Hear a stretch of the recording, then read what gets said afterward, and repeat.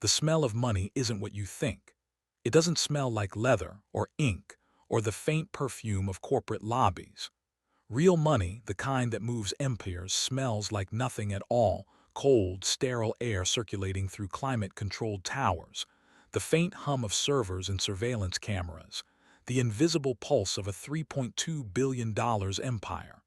My name is Justin Walsh, and for 48 years, I've learned that power is rarely what it appears to be. You think you understand authority until someone like Bryce Whitfield reminds you just how fragile it is. Bryce, the CEO's son, 27, handsome in the way that entitlement is handsome, burst into my office that morning like he owned the floor, like the very air had bent to his will. "Work faster, nerd," he said, slamming a MacBook onto my desk. Not asking, ordering.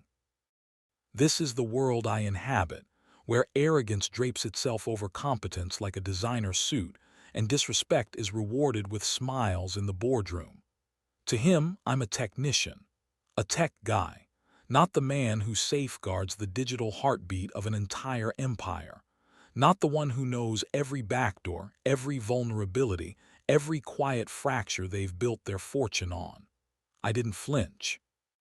I finished what I was doing, my hands moving with the precision of 18 years in cybersecurity and 6 in the Navy, and then turned. "Morning, Bryce. What can I do for you?" My voice calm, measured, quietly lethal. He didn't answer. He typed a password so obvious it made me pause. 123,456 money. I noted it. I would leverage it later. Bryce was reckless, desperate, arrogant, and utterly predictable. He had installed a cryptocurrency mining bot on a secure corporate laptop, thinking he was clever, thinking the empire his father built was a playground for his whims. He didn't see me as a person. He saw me as a problem to solve, a button to press. But here's the secret most people never realize until it's too late. The man behind the screens, the one who sees everything, notices every inconsistency, holds the real power. Bryce may have laughed at me, mocked me, but he didn't know he had already walked into my game. By the end of that day, I wasn't just stabilizing his laptop. I was watching, learning, mapping. I mirrored his every keystroke to a secure sandbox I controlled, tracing his arrogance, his desperation, his mistakes. That laptop, that single object, became the doorway to his undoing. He thought he was in control. He was. I was.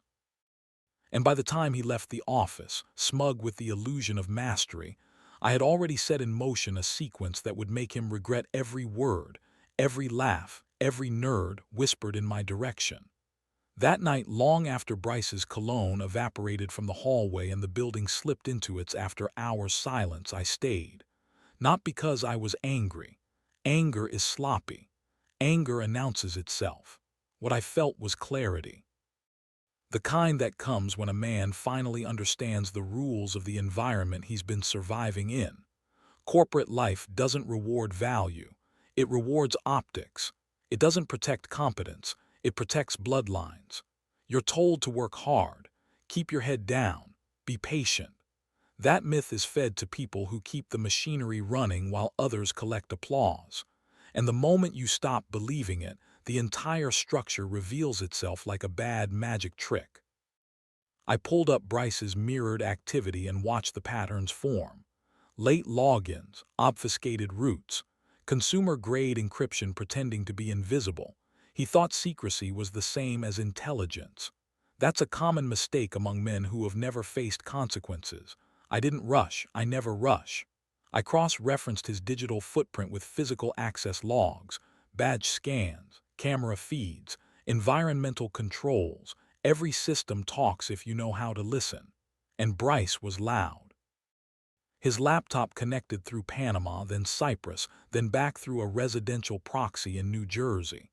Why would the CEO's son need to mask traffic like a fugitive?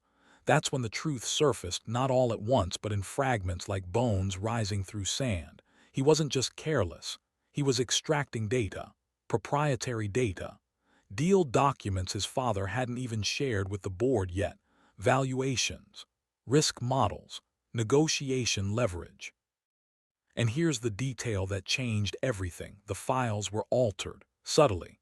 Numbers nudged just enough to poison a deal without triggering alarms. That told me intent, not curiosity, not incompetence, intent. This is where most men would panic, call legal, call the CEO, blow the whistle and hope the system rewards honesty. But systems like this don't reward honesty. They absorb it, chew it up, then spit the truth out after it's been sanitized and reassigned. I'd seen it too many times. The boss's son doesn't fall. Someone else cushions the impact. Someone else takes the blame, so I did something different. I said nothing. I documented everything, time-stamped, encrypted, redundant. I built a case the way I build security architecture, assuming betrayal at every level. And as the evidence stacked higher, something else became clear. Bryce wasn't the architect. He was the delivery system. Someone was guiding him, someone older, smarter. Someone who understood how to use a spoiled heir as plausible deniability. That's when I stopped thinking like an employee and started thinking like the system itself. And systems don't confront threats. They isolate them. They let them expose themselves. Bryce thought he was untouchable. That's the most dangerous belief a man can carry. Because once someone sees you clearly, truly clearly, your fall becomes inevitable.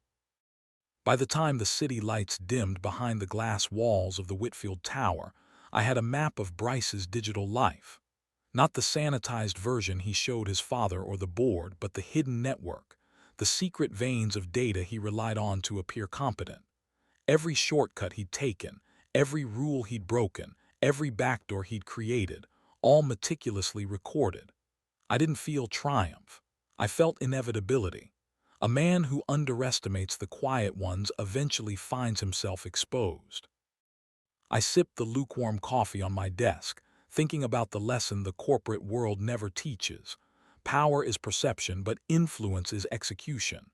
You can have money, connections, a name that opens doors, but none of it matters if the machinery collapses because someone behind the scenes decided it should.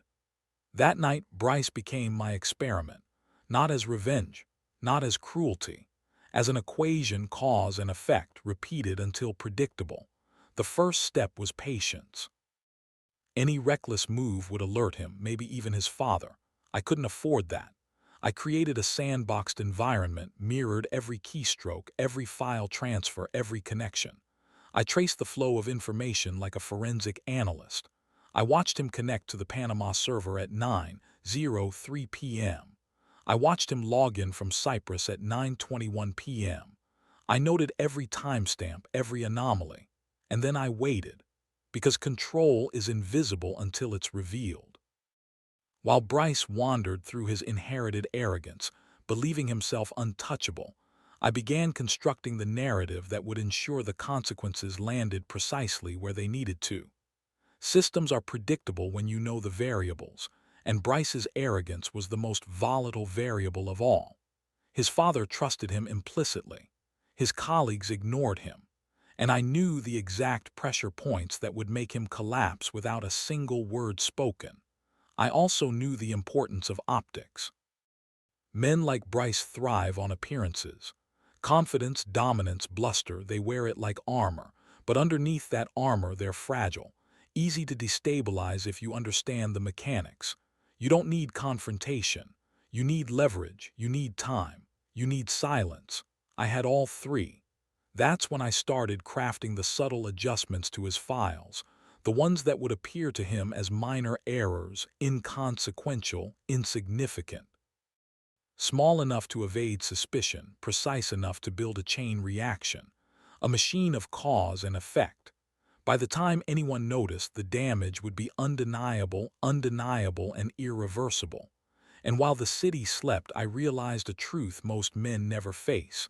Revenge isn't about emotion. It's about architecture, about designing the collapse so that it feels natural, inevitable, unavoidable. Bryce Whitfield wasn't going to be caught. He was going to unravel in a way that made everyone else believe it was his own doing. Patience, observation, precision. That night, I became less a man and more a force in his life, a shadow of consequence that no amount of trust funds or power could evade. The game had begun, and Bryce was already moving straight into my design. Morning came like it always does in corporate towers, quiet, expensive, and dishonest. The elevators filled with suits and rehearsed confidence, men and women stepping into roles they'd practiced more than earned. I watched Bryce from behind the glass of my office as he strutted through the lobby, laughing too loud, already performing the part he thought he'd inherited. This is the danger of dynasties.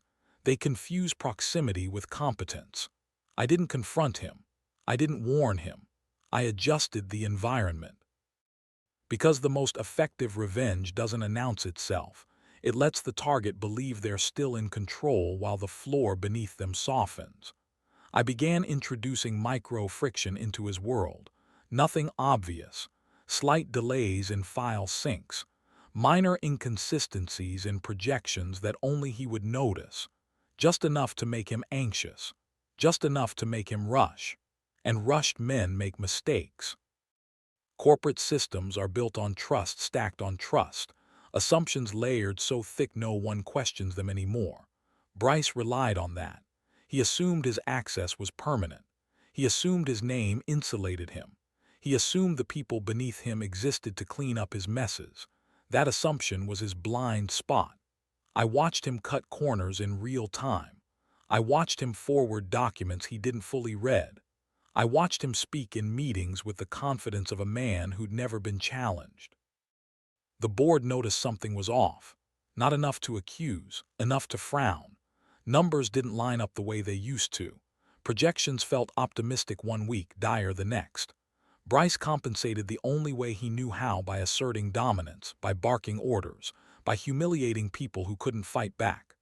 Work faster, nerd, became his mantra. He said it to analysts, junior devs, anyone he thought existed below him. What he didn't understand was that humiliation creates witnesses.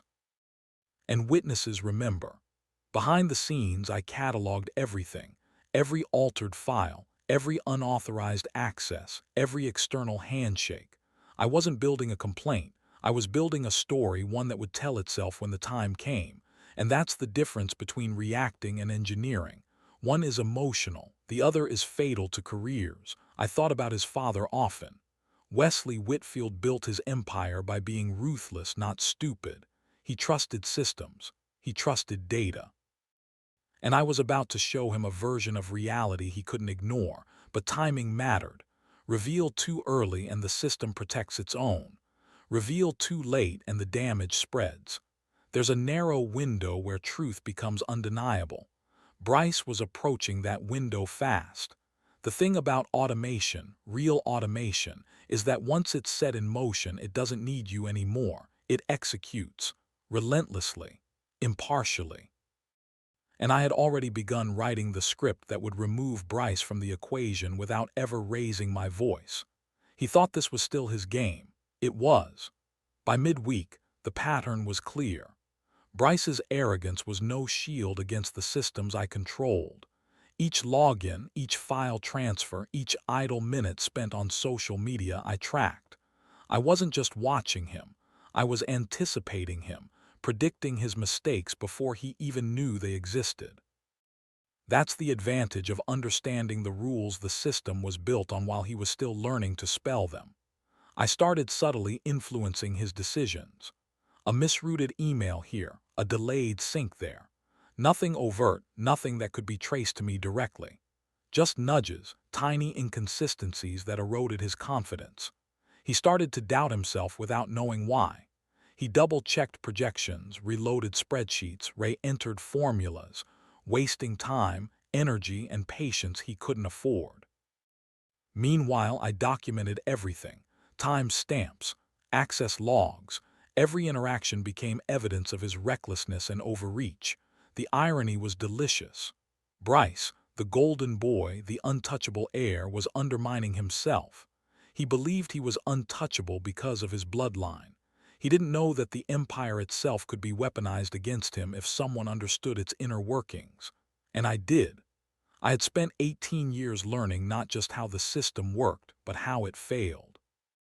And failure in a corporate empire is far more contagious than any virus. I started leaving subtle digital breadcrumbs. A test file here, a dummy transaction there. Things that would later appear incriminating but seemed innocuous in the moment. He clicked, he executed, he confirmed. Each interaction added another layer to the eventual revelation. He didn't know it, but he was building his own trap. I could feel it, the first tremors of panic. Bryce's normally smooth presentation style began to falter. Emails he had drafted sat unsent, meetings ended with no resolutions, minor crises spiraled out of control. And yet he still laughed in my office, still barked orders, still assumed dominance. That laugh, shrill, overconfident, became the soundtrack of the unraveling. Then came the moment of symbolic confirmation. A mid-level analyst, someone Bryce had humiliated last week, came to me with a simple question. Is this supposed to be this way? That question wasn't about tech. It was about reality. He was starting to see the cracks. I didn't answer. I just nodded, letting him realize that the empire's walls were thin and those who built them were hidden in plain sight. And now, for those watching, it's time to participate in this transformation. Type the phrase, "I see the system," once. And then I see the system again. Do it, say it. Accept that what you've believed about power, hierarchy, and control in corporate life is only the surface. Repeat it twice. Because once you acknowledge the structure, you can understand how it bends and how it breaks. Bryce didn't see it yet, but the system had already begun turning against him. Once a system begins to turn, it doesn't announce it. It hums, quietly, relentlessly. Bryce felt it before he understood it. His calendar started filling with urgent syncs that led nowhere. His inbox flooded with follow-ups he couldn't answer because he didn't understand the data behind them. He compensated the only way insecure men ever do, by posturing harder. Louder voice, sharper tone, more public dominance. That's the second lie corporate life teaches, that volume equals authority. It doesn't. It only reveals fear. I watched Bryce unravel in small, deniable ways. A missed call from legal he forgot to return. A compliance checklist he signed without reading. A version control conflict he waved off because it will handle it. He never once considered that it wasn't a department. It was a nervous system, and I was its spine. Behind the scenes, I automated observation. Scripts that flagged anomalies in his behavior. Thresholds that triggered snapshots, screens, packets, access chains. I didn't store them where audits looked. I stored them where truth lived. Redundant, immutable, clean. I wasn't collecting dirt. I was preserving reality. What most people don't understand about corporate revenge is that the most devastating moves are administrative. No raised voices, no dramatic exits, just procedures, policies, and processes doing exactly what they were designed to do, when applied evenly. Bryce had lived his entire life unevenly protected. I was about to introduce him to symmetry. The board started asking questions, not accusations, curiosity. Curiosity is more dangerous. Why are projections fluctuating? Why are external partners requesting clarification? Why are there discrepancies between versions? Bryce answered with confidence but no substance. He blamed vendors. He blamed market volatility. He blamed technical noise. He never blamed himself.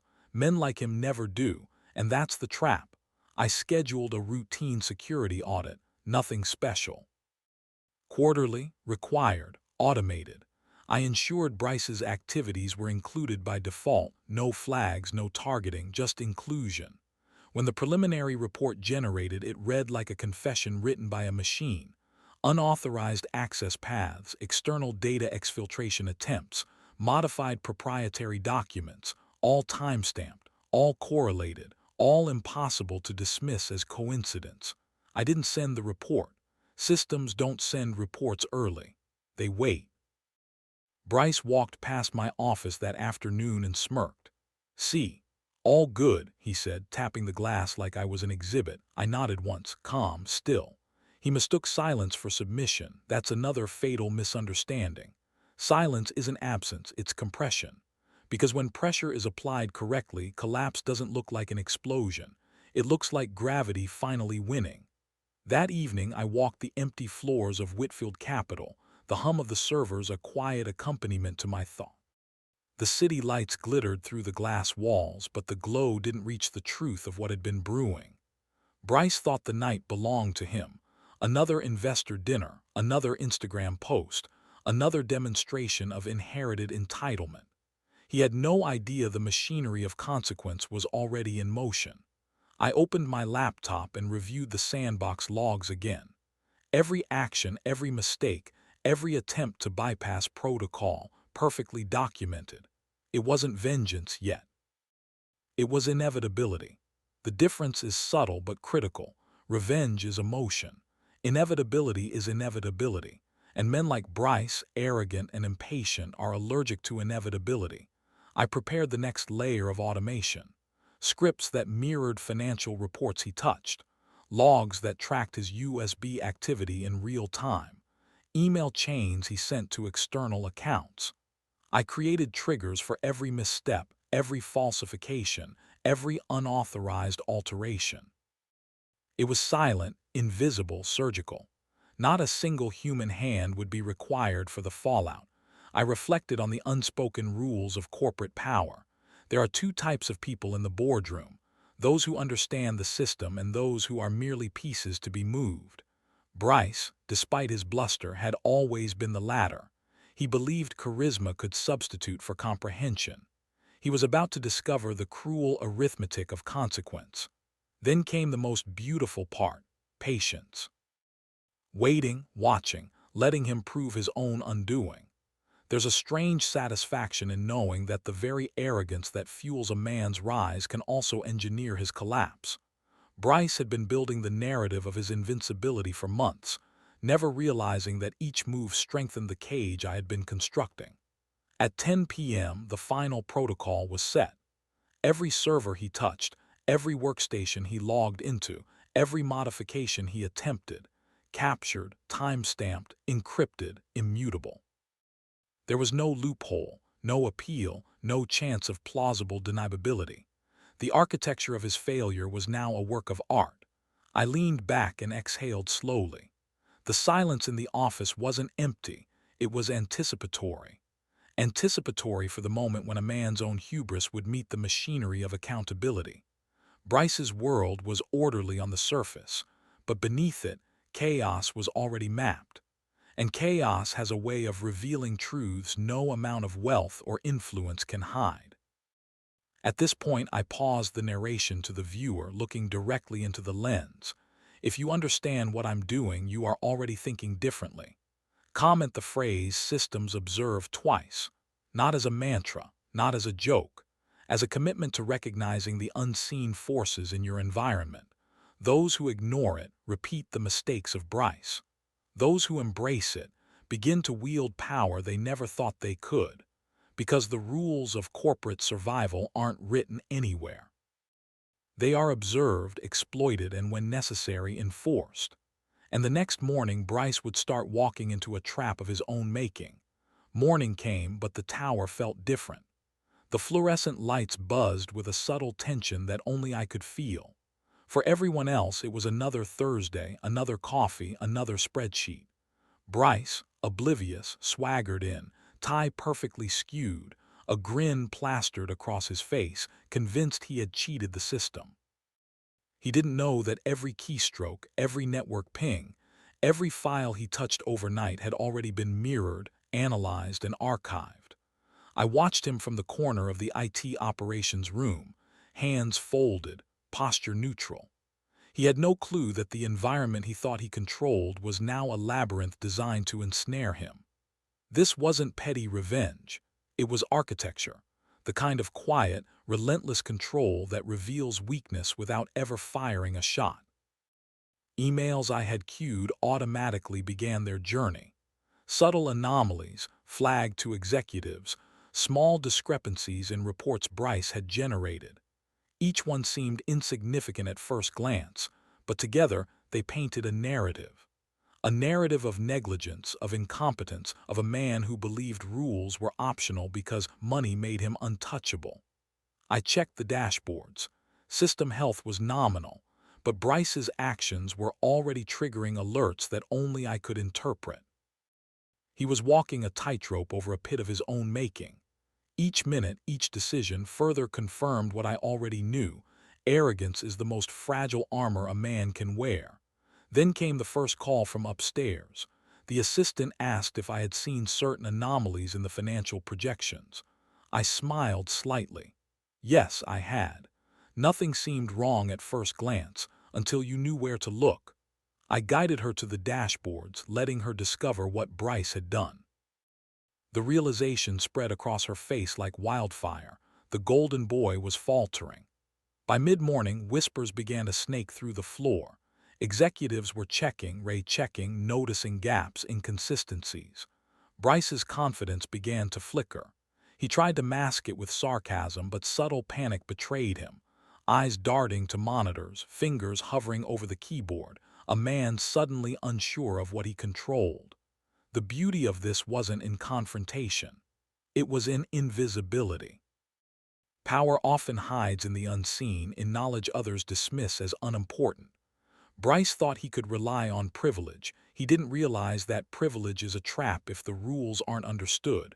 I was the trap, and it was live. By noon, I had enough. Enough evidence, enough leverage, enough momentum. He would be exposed not with rage, not with screaming, but through his own decisions, mirrored and amplified. The lesson was inevitable. Systems don't lie. People do. And when you engineer the environment, human folly becomes a self-fulfilling prophecy. I sipped my coffee, untouched, and let it happen. Power is patient. Revenge is elegant when it is inevitable. Bryce's empire of confidence was collapsing, and the most satisfying part, he had built the scaffolding himself. By mid-afternoon, the first cracks appeared. The financial projections Bryce had manipulated were now circulating quietly among senior partners, each document carrying subtle, almost invisible anomalies. At first, they dismissed them as typos, minor glitches. But human curiosity is relentless. A second glance revealed patterns, miscalculations too consistent to be accidental, errors that followed the logic of someone trying to manipulate without understanding the system. I watched the chaos unfold from my glass-walled office, every alert pinging like a drumbeat of inevitability. Bryce, clueless, hovered over his laptop, sweating under the fluorescent glare. His attempts to spin the data fell flat. He had no understanding of the dependencies, the network protocols, or the audit trails I had meticulously mapped. In this tower, knowledge equaled power. He had power of title, money, and influence, but not the one currency that mattered most: comprehension. Security logs now painted a damning picture. Every VPN connection, every external IP, every unauthorized app was cataloged, timestamped, and cross-referenced. The anomalies converged into a single, undeniable truth. Bryce had acted recklessly, endangering billions in assets and reputation. I didn't need to intervene overtly. The system I had built was doing the work for me. Every misstep, every poor decision he made, amplified itself in real time. I allowed myself a rare moment of satisfaction. Not triumph, satisfaction is clinical. Like a chess player who sees the final checkmate sequence unfold, I observed Bryce weaving his own undoing, entirely unaware. Corporate revenge isn't about rage or yelling. It's about leverage, patience, and precision. It's about letting someone's own arrogance be the instrument of their downfall. By late afternoon, the calls began. First the junior analysts, then mid-level managers, and finally the executives. Questions, concerns, subtle probes. Did you notice the discrepancies? Have the numbers been verified? Each call tightened the noose, a slow tightening rather than a sudden snap. Bryce scrambled, trying to cover gaps, but every move he made only revealed more mistakes, more negligence, more reliance on processes he barely understood. I sent one internal note, a simple status update to the board's oversight channel. Neutral, factual, almost invisible. Yet the content was incendiary. The document summarized irregular network activity, highlighted suspicious financial manipulations, and included snapshots from his device. No accusations, no judgment, just the cold, unambiguous truth. And then I watched the pivot. Executives who had once smiled at Bryce's confidence now exchanged worried glances. The golden boy's halo cracked. Whispered doubts became pointed questions. The first seeds of panic grew into visible fear. By the end of the day, Bryce sat in his office, staring at his laptop, sweating, realizing too late that the empire he thought he controlled was slipping, not due to malice, but because he had never truly understood the foundations beneath his feet. This is the nature of corporate revenge. Not violence, not drama, not public humiliation. Invisible architecture. A patient, silent storm built of knowledge, patience, and inevitability. And Bryce. He was at the center, oblivious, holding the lightning rod of his own undoing.